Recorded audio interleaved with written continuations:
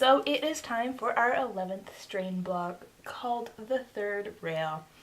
In this episode, a lot of things go down, but mainly they are stuck in the tunnels chasing after the masters. Our group of ragtag vampire hunters, they decide that they need to finally stick it to the master, stick it to the man, and they descend, somewhat prepared, they think, for what they're going to find. I love the beginning of this episode because it's the rat catcher trying to figure out how they're going to deal with these vampires, and he's building light bombs and shit, and he, Zach is filming him because he's doing his okay test this, and he's just, F comes in and he's just like, I'm judgy because I'm F and I'm the leader of this group and what you're doing is useless. And he's like, oh, well, why don't you add a strobe? Make it strobe so you don't blow the bulbs. And he's like, yeah, and I'll add some music, really get those vamps dancing. I love you so much.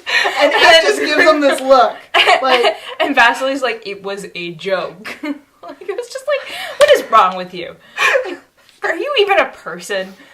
I love him so much. Just the best character on that show.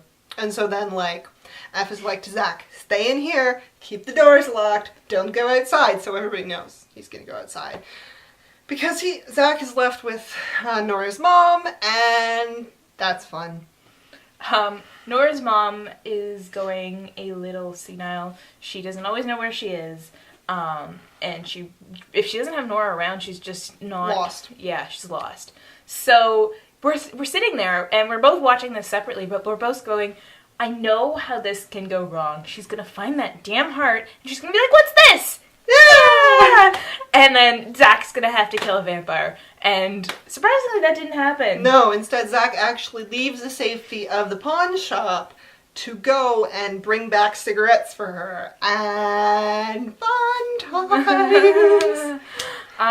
It's kind of a very short part of the episode, but it's definitely interesting. So he goes into this abandoned store. Nobody's hit it really up yet. And he finds a couple of cigarettes. There's a guy dead. Guy's actually dead. And then he... Two people come in. Two kids, probably teenagers or 20-somethings. Yeah. And so he runs away from them and he goes in the back. I don't really know why he ran away. I was kind of because reasons. He should have just ran out the door. Remember, the only reason stuff happens on the show is because people are stupid. Were they gonna be like, hey kid, bring me back those 3 packs of cigarettes. Need those. No. And so he goes down on one of those loading things, and what does he hear? And there's a little vamp, well, not a little vamp, a vamp in the corner, and he drops his mom's phone, and he goes and he gets it, and you're just like, no, you stupid, don't do this. It's not working anyways, just leave it and go. And so he picks it up, it's shattered, he looks in the corner where the vamp is, and the vamp isn't there anymore, and I'm just like, oh no. And he can't die. He can't. He's needed later on. If he's gonna die, it's the finale. And you're just, but he gets up and one of the people find him and go back and they get nommed, and then the other girl goes in and she gets nommed, and you're like, good job, Zach. You could have said, don't go back there. There's a problem. And so he's running out, and who does he run into but Gus? Hey kid, get out of here. Now Gus has had a horrible fucking day. First, his best friend has been vamped and he had to off him. Then, he finally makes it home only to find his brother in probably one of my favorite, vampire introductions. Just the TV's on and he's just doing this. Staring at the TV. And just staring there. And just staring. And you're just It reminded me of 28 Days Later. Yeah, basically. That's what he was doing. There was nothing for him to attack, so he was, basically turned off. And he makes them eat a bat. Just Nope, no stinger for me. Then he goes into his mother's room. He's looking for his mom, and he finds his mom in the middle of transformation, nesting or roosting in the closet. And, he has a really good emotional scene. The actor did a great job where he just kind of breaks down. The thing with Gus that I've found through the whole show is he hasn't been that believable in my mind. He's just been kind of, playing a two-dimensional character. So yeah, this is the first time that I actually felt something from him. I mean, I guess if you look back, though, at any scene he had, like, there's only, I think, one or two where he was with his mother, though. He was actually... I think the problem is he wasn't really written well. Like, they didn't really give him much to... Like, well, I mean, like, I think when he was with his mother, though, in the past, like, that was where they kind of let him... But, like, he was, like, very... It was an extension, but he had a little bit more to work with. But this was where it... Finally, he's... cracked, basically. He's just basically walking around downtown New York City with an axe. Like, just like, come at me, I'm bro. done. And like, it freaks me out though, the way he fights. Because he's so like in their faces. Yeah. And so like within range. And I'm just like, dude. And you know he doesn't really know anything at this point. So, if he gets a little blood on him, he's not gonna be freaking out, which he should. So he's just running around by sheer dumb blind luck. Killing the vamps. So anyways, those are the two side tracks to this episode. So the big main plot line. In the tunnels we're going and they're conversing and bickering and frickin' F. I'm the leader of this group without actually saying I'm the leader. Get in the back, F. I'm in charge because the CDC put me in charge. Oh, you think you're so special because you know the subway tracks. What? I know diseases.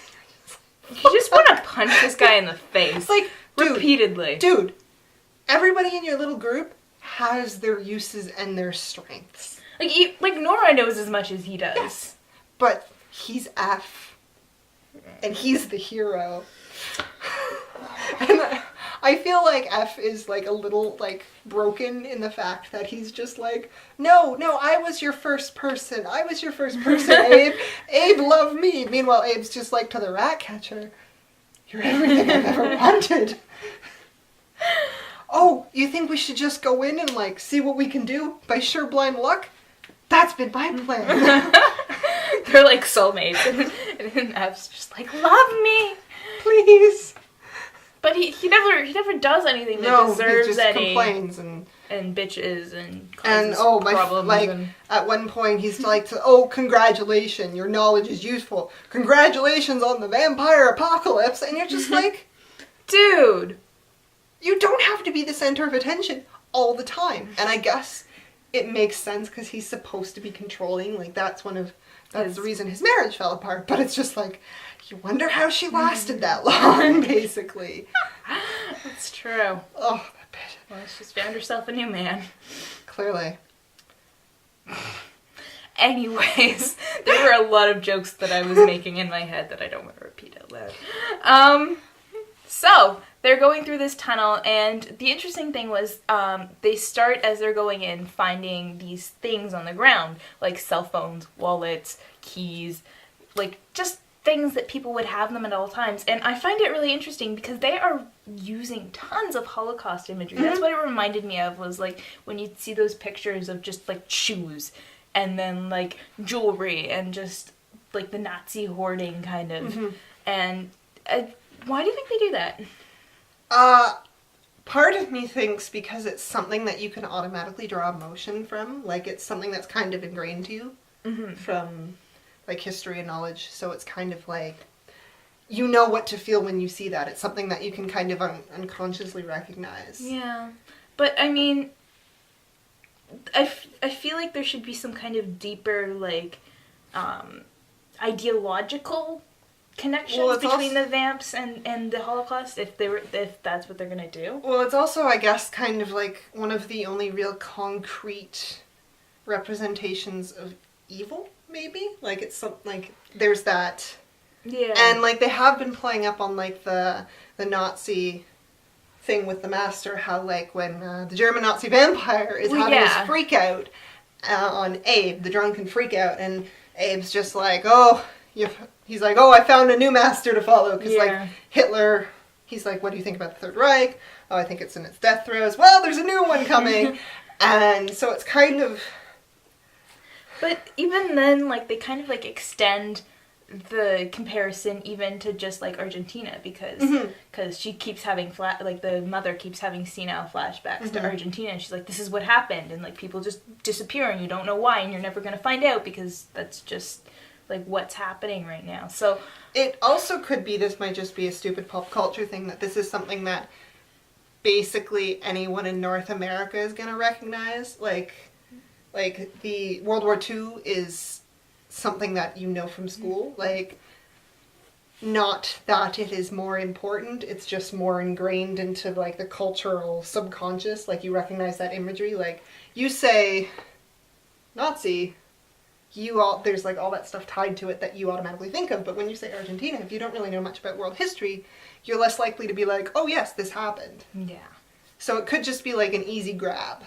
They're just, like, taking from everything, and they're not really giving a deeper meaning to... Other than the fact that the random blunt line that, oh, the master is attracted to places of, like, horrible evil, like the concentration camps and under... I would like to see them towers. kind of, like, draw out some more, like... It was kind of more in the book, I found. Yeah. But that's definitely the same with the whole 9/11 symbology that was really, really intense in the book, and it's kind of, like, not there in the show. Yeah, I don't think it needs to be there, though. Anyways, moving on. Basically, so they're going through these tunnels. The episode gets its name from they're walking through the tunnels and they see this vampire and they're like, oh, we should kill it. And they're like, no, we don't want to alert the master that we're here. And then the vampire's kind of going, and then he steps on the third rail and you've got this toasted vampire just... And I love the rat catcher. He's like, he didn't deserve that. No one deserves that. And then one of them's like, well, at least we have a new way to kill them. Yay! Did you get some kind of sick satisfaction from watching that? Because you always wanted to, like, as a kid, you're like, you know, if you're stuck in the subway and they're leading you out, don't step on the third rail. Yeah. So, yeah, that's my twisted satisfaction. That's what that would look like. So they go through the tunnels. There's a lot of bickering. They do eventually get to the master. They each have their little trials that they have to go through. You forget the F's minor breakdown, though, because they're going through and they find, like, a little group nesting, and, like, F's ready to, like, get into it, and Abe's like, no, you fool, we can't kill them. And I love the sleeping vampires, because they're, like, they freak you out, because they're, like, twitching and they're making noises, and you don't know if they're actually asleep. You're like, And so you have this moment where they're, like, picking their way, trying to, like, walk through them.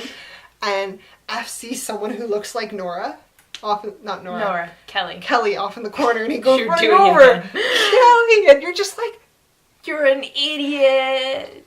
What are you gonna do? You can't do anything. You can't behead her. You can't be like, honey.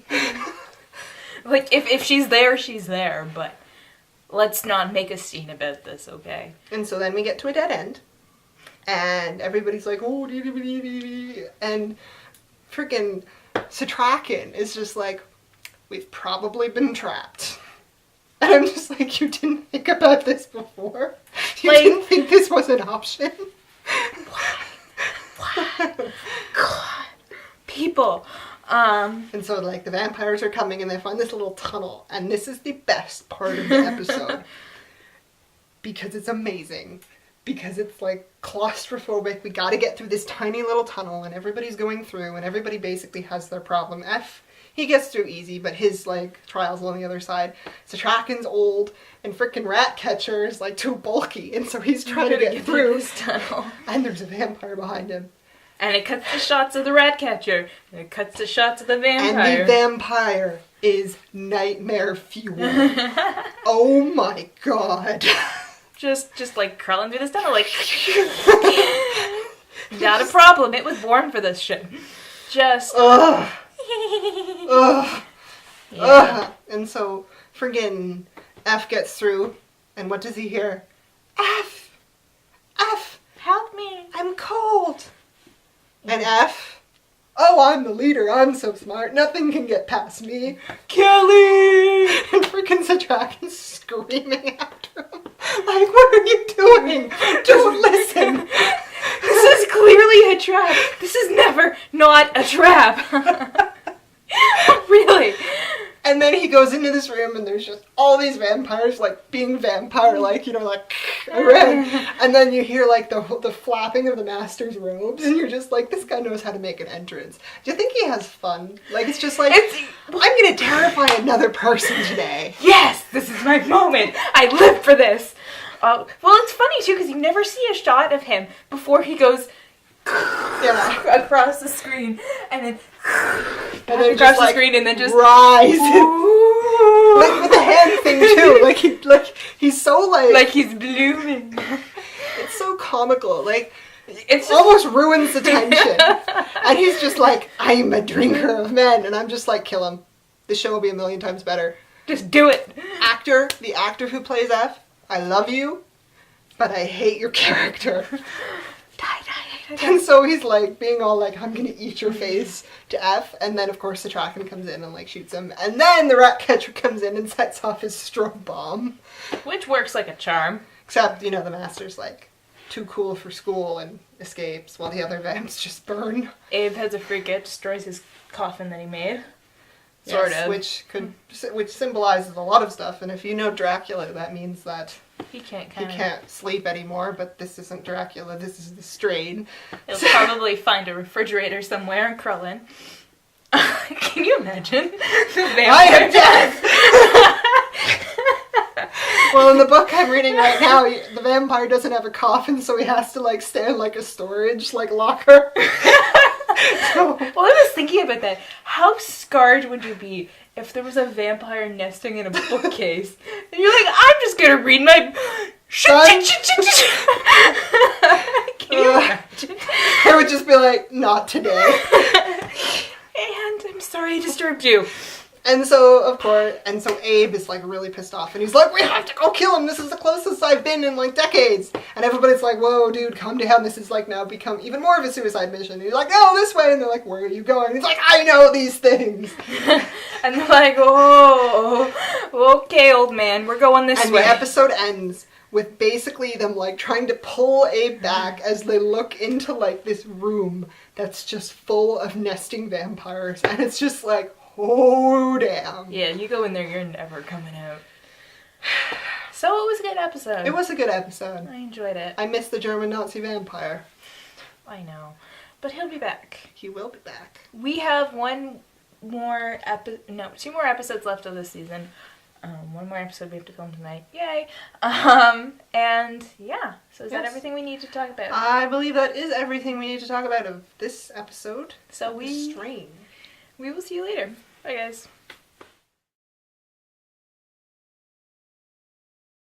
You've been waiting for this your whole life, haven't you? Congratulations on the vampire apocalypse.